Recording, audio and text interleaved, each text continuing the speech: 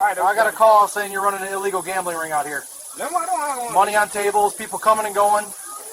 What exactly are you doing back here? It's a family cookout. We have a city permit for the gathering. Don't play games with me. I know what I ain't this looks playing like. no games with you. Whatever you want to believe, that's on you. Hands where I can see them. Body cam footage later showed exactly how it began. A peaceful backyard cookout, a table where relatives were laughing over a friendly game, and across the street, a neighbor dialing 911 claiming a criminal gambling operation was happening next door. By the time Officer Travis McCall arrived, he already believed he was walking into a crime scene, and that assumption would change everything. If you enjoy real stories exposing racism, abuse of power, and the moments that hold people accountable, make sure you subscribe to the channel and turn on notifications so you don't miss the next episode. It was a warm Saturday afternoon in the quiet neighborhood where Matthew Bennett, a 38-year-old logistics supervisor for a regional shipping company, had lived for nearly 5 years. Matthew was known among friends and co-workers as someone who planned everything carefully. That same attention to detail showed in the cookout he was hosting that day. In the backyard, a charcoal grill smoked steadily near the patio while music played softly from a portable speaker. A folding table sat under a shade umbrella where a few of Matthew's cousins were playing dominoes. Small bills were scattered on the table, nothing serious, just the kind of casual wagers families sometimes made during games. Matthew stood near the grill flipping burgers when his wife Vanessa Bennett stepped outside carrying a tray of drinks. "Food's almost ready?" she asked. "Another 10 minutes," Matthew said, checking the grill. "Tell everyone not to fill up on chips." Vanessa laughed and walked toward the table where the domino game had just turned loud again. "Man, you cheatin'," one of Matthew's cousins joked, slapping a domino down. "Pay up then," another replied, reaching for the small pile of dollar bills. The atmosphere was relaxed. Kids ran across the yard chasing each other while a few older relatives sat near the fence talking. But from the second-floor window of the house next door, Deborah Dubrov had been watching for nearly 20 minutes. Dubrov was the type of neighbor who noticed everything. She monitored who parked on the street, who visited whose house, and how long guests stayed. Since the Bennett family moved in, she had made several complaints to the homeowners association about suspicious gatherings. Standing behind her blinds with her phone in hand, she zoomed in on the table where the domino game was happening. "Unbelievable," she muttered to herself. To Dubrov, the small pile of cash on the table wasn't a casual family game. In her mind, it confirmed what she already believed about the people next door. She dialed 911. "Yes," she said when the dispatcher answered. "I'd like to report illegal gambling happening in my neighborhood." The dispatcher asked for details. "There's a group of people next door exchanging money. It looks like some kind of gambling operation. Cars keep showing up and it's getting out of control." She watched the backyard again while speaking. "You should send an officer before it gets worse." Across town, Officer Travis McCall was already having a bad shift when the call came through his patrol radio. "Possible illegal gambling operation reported. Residential address." McCall grabbed the radio. "Copy that," he responded. Minutes later, a single patrol cruiser turned slowly onto Matthew Bennett's street, and Deborah Dubrov stepped outside to wait for it. The patrol cruiser rolled slowly to a stop along the curb in front of Matthew Bennett's house. The engine idled for a moment before the driver's door swung open. Officer Travis McCall stepped out. He paused beside the cruiser, scanning the property the way officers sometimes do when they believe they're about to walk into something illegal. His posture was stiff, one hand resting near the equipment on his belt. From where he stood, he could already hear music and loud voices coming from the backyard. Before he even reached the sidewalk, Deborah Dubrov hurried down her driveway toward him. "Officer," she said quickly, pointing toward the Bennett house, "it's back there." McCall turned his head slightly. "What's going on?" he asked. Dubrov leaned closer as if she were sharing confidential information. "They've been running some kind of gambling operation all afternoon. People coming and going, exchanging cash. I've been watching it for hours." McCall glanced toward the house again. "How many people?" At least 10 or 15, Dubrov replied. They've got money all over the table back there. Her tone carried more irritation than fear, but the accusation was clear. I knew something like this would happen eventually, ever since they moved in. McCall didn't ask her to explain that statement. Instead, he nodded once and started walking toward the side gate that led to the backyard. From inside the yard, Matthew Bennett heard the creak of the gate opening before he saw the uniform. Officer McCall stepped through without greeting anyone. The domino table went quiet. Matthew straightened up from the grill, wiping his hands on a towel as he walked over. "Afternoon, officer," Matthew said calmly. "Is there a problem?" McCall didn't return the greeting. "Who owns this house?" he asked sharply. Matthew blinked once. "I do, Matthew Bennett." McCall glanced at the table where the domino game had stopped. Several small bills still sat on the surface. "What's going on over there?" the officer asked, pointing. Matthew followed his gaze. "That's just a domino game, family cookout." One of Matthew's cousins spoke up casually. "Just friendly bets, man, nothing serious." McCall's expression hardened. "Friendly bets?" he repeated. "Looks like gambling to me." Matthew kept his voice steady. "It's a cookout, officer. Everyone here is family." McCall took a few steps closer to the table, staring at the money. "Funny, because I just got a report that this place is running an illegal gambling ring." Several people in the yard exchanged confused looks. Vanessa stepped closer to Matthew. "Wait, what?" she asked. Matthew frowned slightly. "That's not true. Who told you that?" McCall gestured toward the street with his thumb. "Your neighbor." At the mention of that word, Matthew already knew who it was. Behind the fence, Deborah Dubrov had moved closer, standing where she could see everything happening in the yard, and she was recording the entire scene with her phone. McCall turned back toward Matthew. "Here's what's going to happen. Everyone stays right where they are." His tone grew harsher. "And you're going to explain exactly what kind of operation you're running back here." Matthew stared at him for a moment. Then he shook his head slowly. "Officer, this is just a family cookout." McCall didn't look convinced. Officer Travis McCall stood in the middle of the backyard, his eyes moving slowly across the people gathered around him. The music had already been turned down. Conversations had stopped. Even the kids who had been running through the yard moments earlier now stood quietly near the patio. McCall pointed toward the domino table. "Nobody touch that," he said firmly. Matthew Bennett kept his hands visible at his sides. He could feel Vanessa standing slightly behind him. "Officer," Matthew said calmly, "it's just a family game." McCall looked at him with open suspicion. "Yeah? Because what I'm seeing looks a lot like gambling." One of Matthew's cousins spoke up from the table. "It's $5 bets, man. Relax." McCall snapped his head toward him. "I wasn't talking to you," he said sharply. The tone immediately changed the atmosphere in the yard. Matthew raised one hand slightly, signaling his cousin to stay quiet. "Officer," Matthew said again, trying to keep things calm, "this is a private cookout. Nobody here is running anything illegal." McCall took another step closer, invading Matthew's personal space.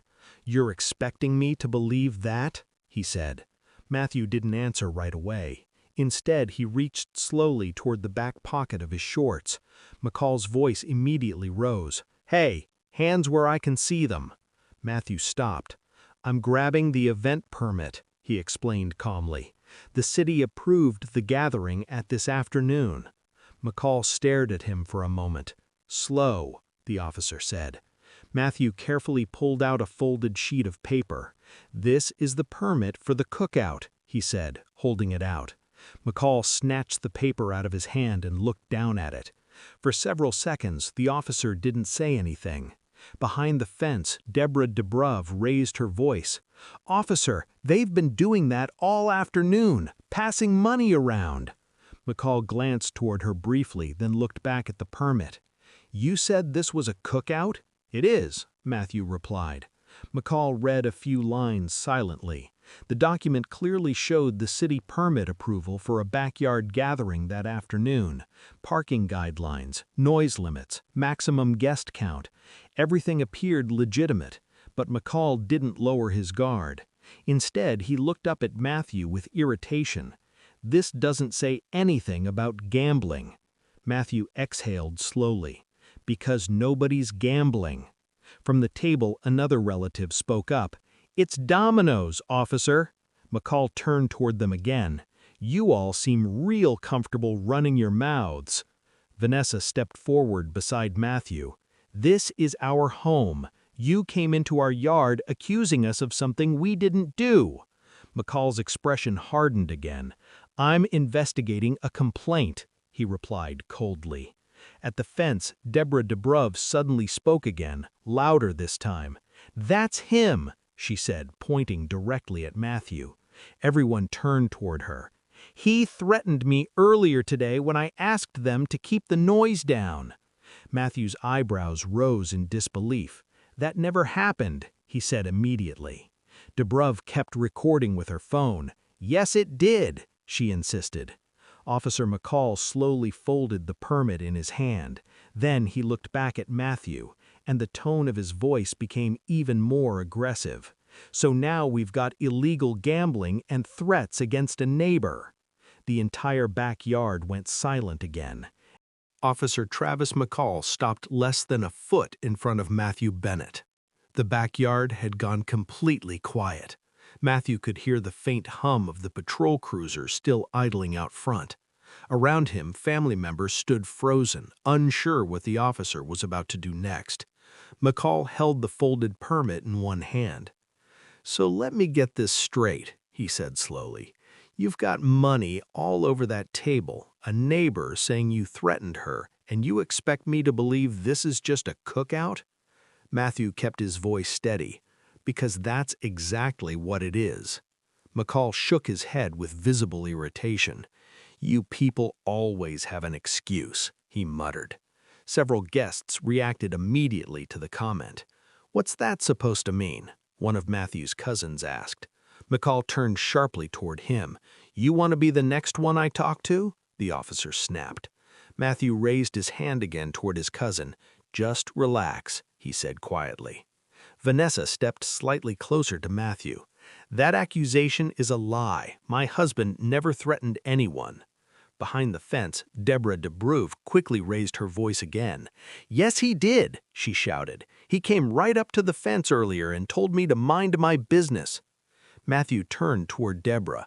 Deborah, that's not what happened, he said. But DeBrove wasn't interested in correcting anything. They've been loud all day. Cars coming in, money everywhere. I told you something illegal was going on. McCall looked back toward Matthew. You got ID on you? He asked. Matthew blinked once. For what? He replied. Because I asked for it, McCall said.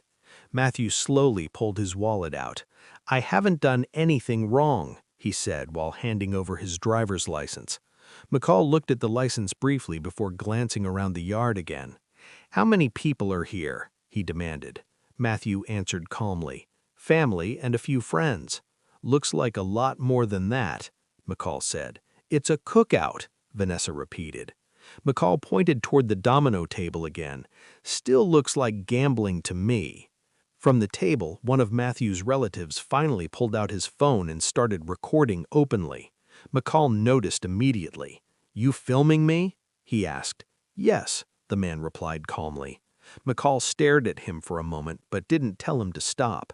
Instead, he turned back toward Matthew. You know something, the officer said. What's that? Matthew asked. McCall leaned slightly closer. Calls like this don't come out of nowhere. Matthew didn't respond. Neighbors don't just make things up. From behind the fence, Deborah DeBrove quickly jumped in again. Exactly, she said loudly. I know what I saw. Matthew looked directly at the officer. Then you should also know she's been complaining about us since we moved in. McCall's jaw tightened slightly. But before he could respond, the sound of another voice came through his shoulder radio. Unit 24, status check? McCall grabbed the radio. Everything's under control, he replied. He clipped it back onto his shoulder and turned toward Matthew again. Then he said something that immediately made the tension in the yard spike even higher. Here's what we're going to do, McCall said. I'm going to search this property and find out exactly what's going on back here. Matthew's eyes narrowed. You don't have a warrant. And Officer Travis McCall's expression hardened instantly. Matthew Bennett didn't move. You don't have a warrant, he repeated calmly. The statement hung in the air for a moment. Officer Travis McCall stared at him, clearly irritated that Matthew had said it out loud in front of everyone. You telling me how to do my job now? McCall asked. I'm telling you my rights, Matthew replied. Vanessa stepped closer beside her husband. This is our property, she added. You can't just start searching because a neighbor made up a story. Behind the fence, Deborah Dubrov raised her voice again. Officer, they're trying to hide it, she shouted. Look at them getting nervous. Matthew turned toward her. No one is nervous, he said firmly. You lied to the police. Dubrov scoffed. I reported what I saw. McCall raised his hand sharply toward Matthew. Enough, he said. Then he pointed toward the domino table. You, he said to one of Matthew's cousins, stand up. The cousin slowly stood. What's in your pockets? Just my phone and keys, the man replied. McCall stepped closer, clearly trying to assert control over the situation. You all think this is funny? Running a gambling ring in a residential neighborhood? It's not a gambling ring, Vanessa said again. McCall ignored her. Matthew kept his voice controlled. Officer, you've already seen the permit. McCall looked at the folded paper still in his hand. That permit doesn't cover gambling, he said. Matthew sighed quietly. It's not gambling, he repeated. At the table, another relative held his phone higher. The camera was clearly recording. McCall noticed. You still filming? He asked. Yes, the man replied.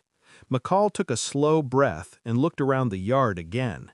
Every adult there was watching him. Several phones were now pointed in his direction. The officer's posture stiffened. All right, he said after a moment. He turned and walked back toward the fence where Deborah Dubrov was standing. You said he threatened you, McCall told her. Dubrov nodded quickly. Yes, earlier today. What exactly did he say? McCall asked. Dubrov hesitated. He told me to stay out of his business. Matthew spoke from the yard. That's not a threat, he said. McCall turned back toward him. I didn't ask you. Then he looked at Dubrov again. You sure that's what happened? Yes, she insisted. McCall glanced down at the phone still recording in her hand. Then he looked back toward the backyard where multiple guests were filming him. For the first time since he arrived, the officer looked slightly unsure. What time did this happen? Asked Dubrov. She paused again. Earlier, she said. McCall frowned. Earlier when? Dubrov shifted slightly. I don't remember exactly.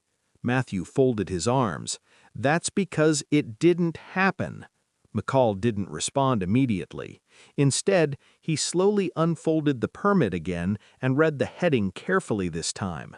City Event Authorization, Backyard Gathering, Approved Guest Limit, Noise Allowance. Everything looked legitimate. Behind him, Deborah Dubrov suddenly spoke again, sounding frustrated now. Well, officer, you can clearly see they're gambling. McCall turned halfway toward the domino table again, but the scene didn't look criminal. It looked exactly like what Matthew had said from the beginning, a family cookout, several people recording, and a neighbor who suddenly seemed less confident about her story. McCall looked back at Matthew Bennett. Then he said something that changed the direction of the entire situation. Turn the music completely off, the officer said. Matthew stared at him. The music's already loud. McCall's tone sharpened again. I said turn it off. Vanessa walked over to the speaker and shut it completely off. The backyard became silent. McCall looked around one more time. Then he spoke again. Everyone stay where you are. because now I'm calling this in." The backyard remained completely silent as Officer Travis McCall stepped a few feet away and grabbed the radio clipped to his shoulder. "Dispatch, this is Unit 24, he said. "I need a supervisor to my location." Several people exchanged looks. Matthew Bennett stood still, arms folded, watching the officer carefully. "For what?" Matthew asked. McCall ignored the question and finished speaking into the radio. "Possible illegal gambling investigation," he added, before lowering the microphone. Behind the fence, Deborah DeBruve looked satisfied. "That's exactly what I told them," she said loudly. "You need to check everything back there." Matthew turned toward her again. "You lied," he said. DeBruve shrugged. "I reported suspicious activity." But the tone of the situation had already begun to shift. Multiple phones were still pointed directly at Officer McCall. Every word he said was being recorded. One of Matthew's cousins spoke quietly from behind the camera. "Everything he's doing is on video." McCall glanced in that direction, clearly aware of it. For several long seconds, no one spoke. Then Matthew stepped forward slightly. "Officer," he said calmly, "you came here because our neighbor told you we were running a gambling ring." McCall said nothing. "You've seen the permit. You've seen the yard. You know that's not true." Vanessa stood beside him. "This whole thing started because she doesn't like us," she added, nodding toward Deborah DeBruve. DeBruve immediately protested. "That's ridiculous." But the uncertainty in her voice was noticeable now. Matthew pointed toward the domino table. "You called the police over a family game." The officer looked at the table again. A few domino tiles, a handful of dollar bills, nothing else. The officer slowly unfolded the permit once more, reading it carefully from top to bottom. Then he exhaled. When he spoke again, his tone was different. "You need to keep the noise down," he said. Matthew looked at him in disbelief. "The music is already off." McCall didn't respond. Instead, he handed the permit back. "Just keep it under control," he said. Then he turned and walked toward the gate. Behind the fence, Deborah DeBruve stared in frustration. "Officer, you're just leaving?" she asked. McCall didn't answer. He walked past her, returned to his cruiser, and drove away. But the story didn't end there, because the videos recorded that afternoon didn't stay in the backyard. Within hours, clips of the confrontation began spreading online. Viewers watched as Deborah DeBruve falsely reported a gambling operation, and as Officer Travis McCall aggressively confronted a family that had done nothing illegal. Civil rights attorneys soon contacted Matthew Bennett. Body cam footage from McCall's patrol unit confirmed the timeline of events: the false report, the accusations, the aggressive confrontation. What started as a quiet Saturday cookout quickly became a legal case, and months later, after investigations and legal filings, the city chose to settle. The Bennett family received $1 million, all because one neighbor decided to weaponize a phone call, and one officer chose to believe the accusation before looking at the facts. Stories like this happen more often than people realize, and when they're captured on camera, the truth becomes impossible to ignore.